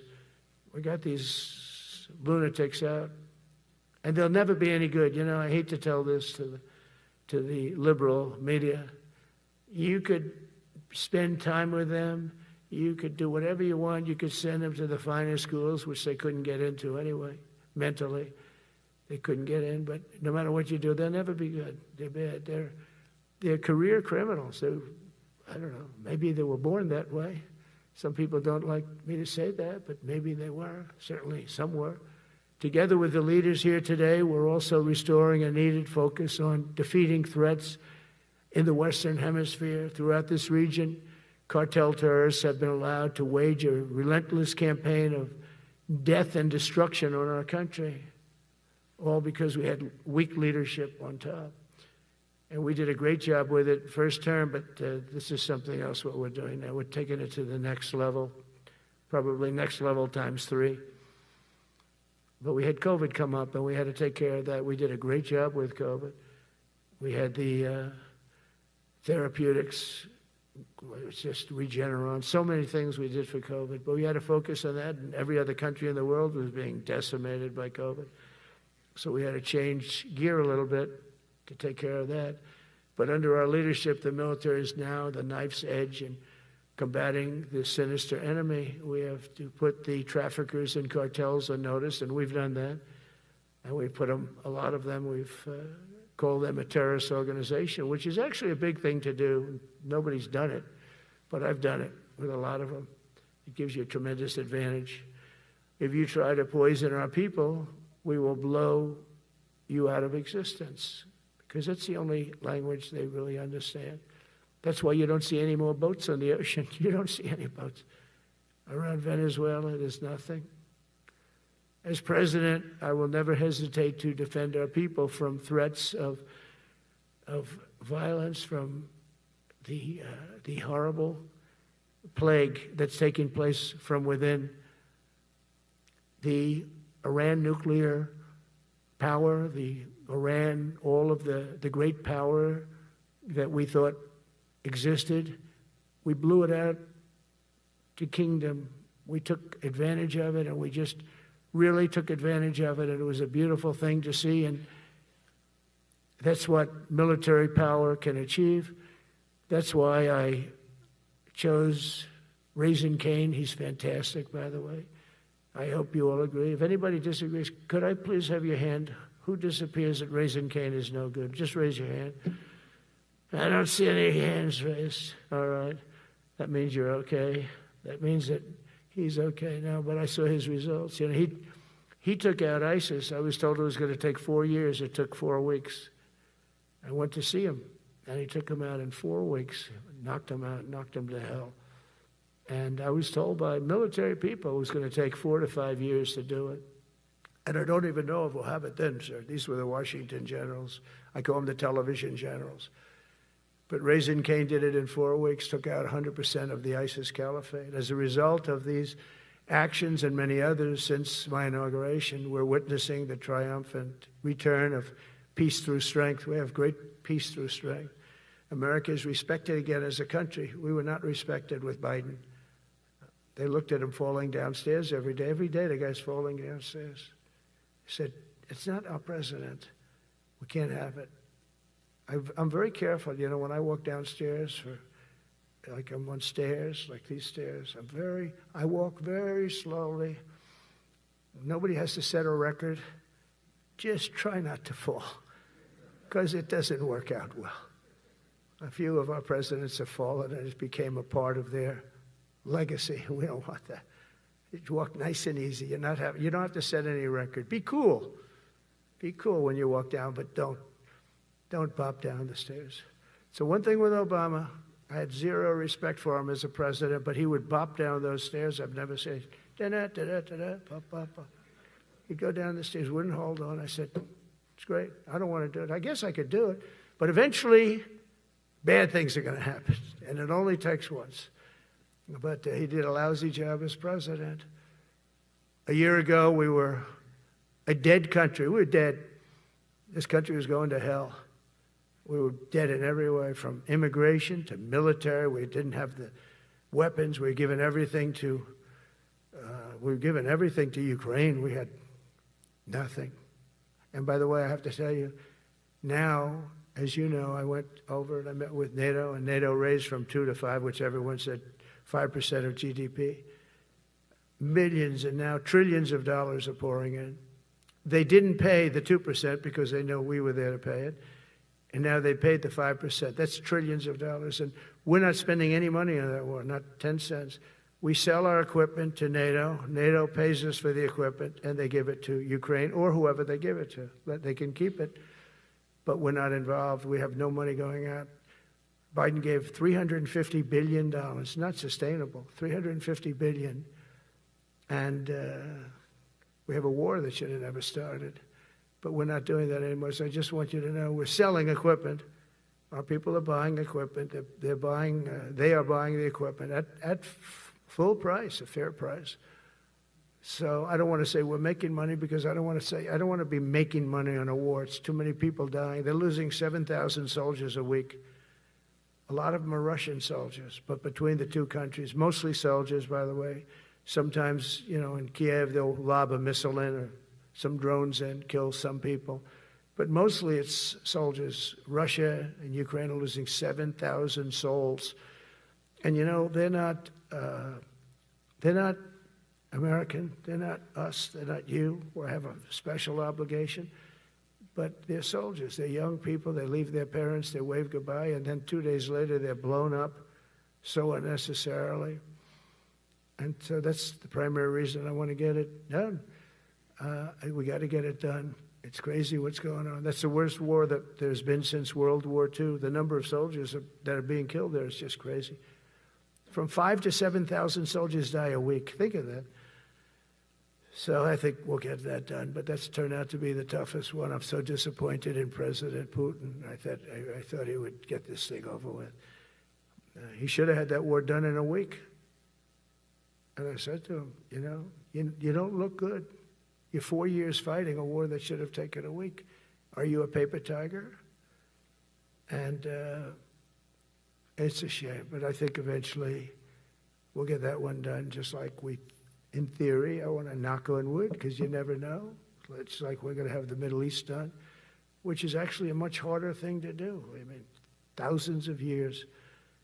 But we have to get that war done. So now just think of it, we're a dead country. I was with the King of Saudi Arabia, a great guy. I was with the Emir of Qatar.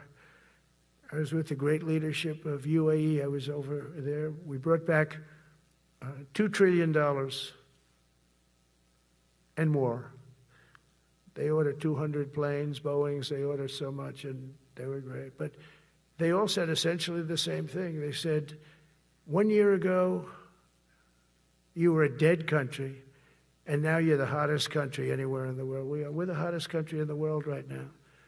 The absolute hottest country in the world. There's nobody even close. Putin said that to me. We met in Alaska, had a good meeting.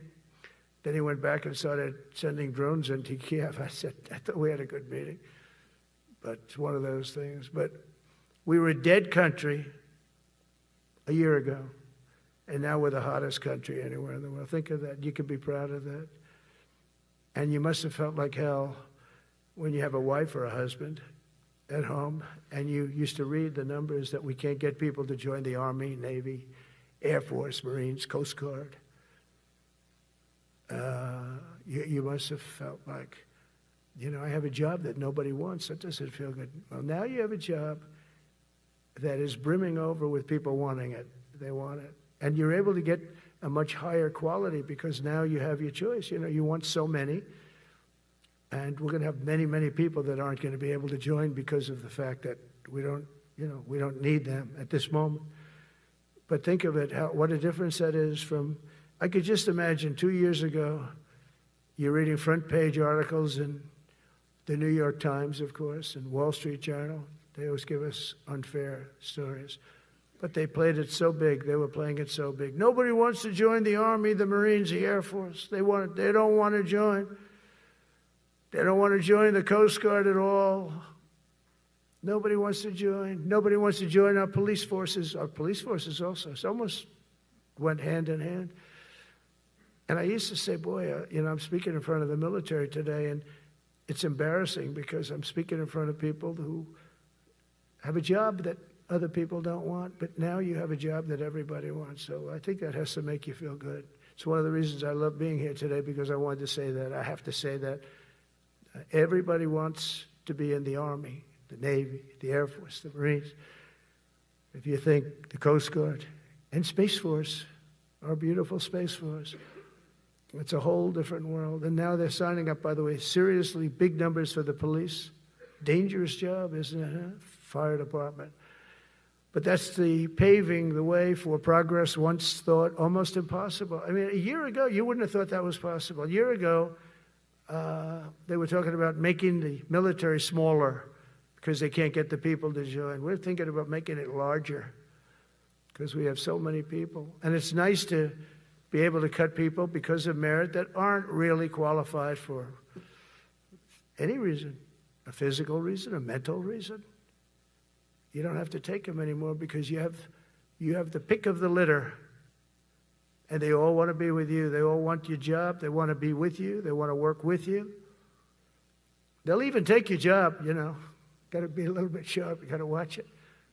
But everybody wants to be doing what you're doing now. What a difference. When I speak to you, and I can say that as opposed to a couple of years ago when I was talking to rooms where they were desperate to get people and they couldn't get them. What a difference a presidential election can make. That's all it is. It's just a presidential election. Yesterday at the White House, we put forward a plan for peace in Gaza. We announced it, and we're going to create something that was my idea, but unfortunately I got drafted. It's going to be called the Board of Peace, and it's going to reign over that territory, and we're going to get that done. And they asked if I'd be the chairman of the Board of Peace. I wasn't counting on that. I had the idea for the Board of Peace. But I said yes, and I guess because of that, every leader, everybody wants to be on the Board of Peace.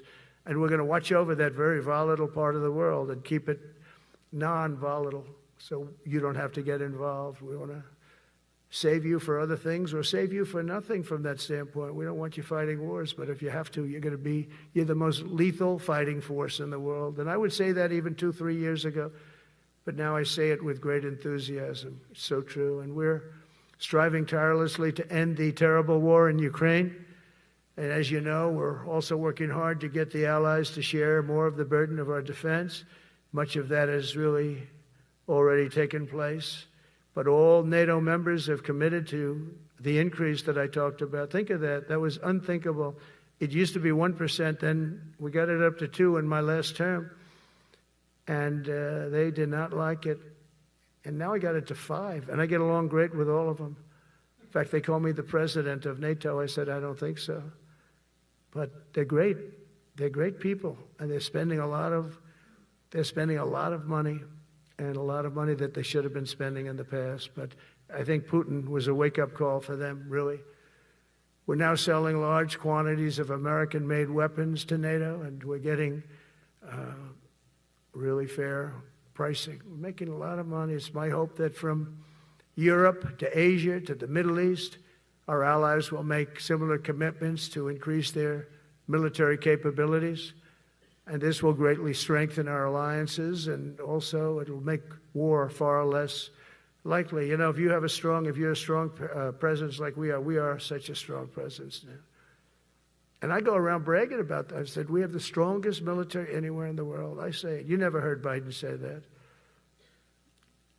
You never heard him say anything. But you never heard him say, did you ever hear him say, we have the strongest military? He doesn't say that. I say it. We have the strongest military anywhere in the world. We have great leadership. And I'll tell you, Pete and General Kane, all of the people that I've met that have been lifted up in rank. And we got many of them out of here, too, I'll be honest with you. Didn't like doing it, but we got many of you out of here because we weren't satisfied. We know everything about everybody. It'll also help the United States rapidly rebuild our defense industrial base. Each of you can play an important part in getting allies to do their part. So to that end, Secretary Hegseth will soon be announcing major reforms to streamline military acquisitions and expedite foreign military sales. We have tremendous numbers of countries that want to buy our equipment, and, you know, in many cases it takes too long. They're backlogged. We're backlogged on all the equipment, which is something that's new to us a little bit. And I told those companies, you better get your ass going because we're selling you a lot of equipment. We're getting countries to buy your equipment. You got to produce the equipment. Some of the countries, I'm not going to mention, but some of the countries are buying a lot. And that's a good thing. They're on our side 95%. I'll never say 100% because they can always turn, right? You know about that. But they're on our side. The problem is we have to get the companies that make this equipment. And we make the best equipment in the world, but they got to make it faster. We have orders for the F-35. We have orders for everything. The new F-47. We have orders for everything. They got to make it faster. A lot faster. Ammunition they have to make faster. In the coming months, we'll be making even more historic announcements to fully embrace the identity of the Department of War. I love the name. I think it's so great. I think it stops wars. The Department of War is going to stop wars. If we are as ruthless and relentless as our enemies, the United States Armed Forces will be totally unmatched in the future. We have a group of enemies that are very ruthless and very smart, but they can't match us. They can't match us. They don't even come close to matching us. Again, you know, it's very important for me to say we are the greatest military in the world, but we make the best equipment in the world. I watched our anti-missile missiles. I watched our Patriots just knock things out like a needle, hitting another needle on the stage. There's a needle up there, and you send another needle up, and it hits it every time. During the war, we went 14 for 14. We had 14, this is with Iran, we had 14 missiles coming at us. All 14 were knocked out of the sky, every one of them. We make the best equipment. From Sparta to Rome, to the British Empire, to the United States of America, history has shown that military supremacy has never been simply a matter of money or manpower. At the end of the day, it is the culture, spirit of our military that truly sets us apart from any other nation. Our ultimate strength will always come from the fierce people and those brilliant people with such pride and the unbending will and the traditions of excellence that have made us the most unstoppable force ever to walk the face of the earth. And that's what we are. Remember, we never want to use it, but we have the most powerful nuclear capability, and I call it nuclear deterrent of any other country. Nobody close. The men and women in this room inherit the legacy built and won by Washington and Jackson, Grant and Pershing, Eisenhower and Patton, Nimitz and LeMay. We carry forward the majestic military heritage passed down from father to son, soldier to soldier, and one generation of warriors to the next. You are warriors, you know that, right? You're great warriors, or you wouldn't be in this room. You're the best of the best. From Concord Bridge to Fort McHenry, from Gettysburg to Manila Bay, from Normandy to Sicily, and from the jungles of Vietnam to the dusty streets of Baghdad, America's military has charged into hellfire, climbed up jagged mountains, crossed roaring oceans, and thundered across open deserts to defend our flag, our freedom, and our homeland. Nobody does it like you. Now we are discovering American muscle, reasserting American might, and beginning the next story chapter in American military legends and lore. That's L-O-R-E. It is lore. When it comes to defending our way of life, nothing will slow us. No enemy will stop us. They cannot stop us. And no adversary will stand in our way. They won't stand in our way. We don't want them to stand in our way. We don't want to even put them in that position, but they're not going to stand in our way ever again. You'll never see 4 years like we had with Biden and that group of incompetent people that ran this country that should have never been there. Because we had the United States military, the best, the boldest, the bravest that the world has ever seen, that the world has ever known. With leaders like we have right here in this beautiful room today, we will vanquish every danger and crush every threat to our freedom in every generation to come, because we will fight, fight, fight, and we will win, win, win. I want to just thank you once again, and God bless the United States military, and God bless America. God bless you all. Thank you very much. Thank you.